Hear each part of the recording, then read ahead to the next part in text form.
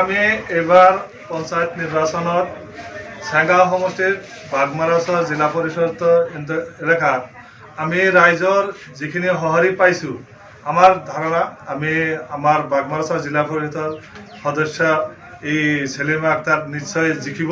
আমার চরাঞ্চলের রাইজে এবার AGB BJP মিত্র দলক একদম 100% সহযোগিতা জনাব বলে আমার ভাব ধারণা হয়েছে। আর রাইজের মাজত আমি যাই দেখা পাইছো রাইজের যেটো ভাব ধারণা আমার মিত্রজোট দলক এবার পূর্ণ পর্যায়ভাবে সহযোগিতা আগবঢ়াব।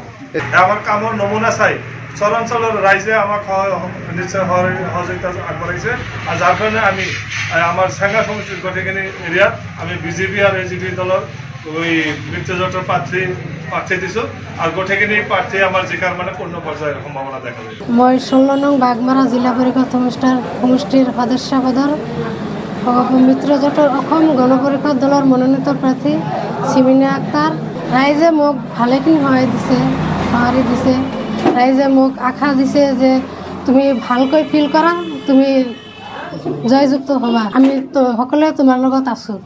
মই স্থানীয় সমস্যাবোৰ সমাধান কৰিম, যেনে ৰাস্তা ঘাট চৰাঞ্চলৰ যিবিলাক অঞ্চল অগ্ৰগতি ফালৰ পৰা পিছ পৰি আছে সেইবিলাকৰ মই কাম কৰিম।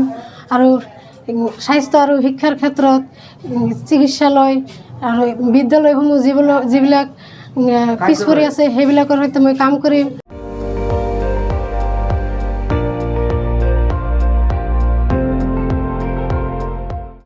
আপুনি চাই আছে ND24 সৰ্বশ্ৰেষ্ঠ নহয় সৰ্বোত্তমৰ দৌৰ।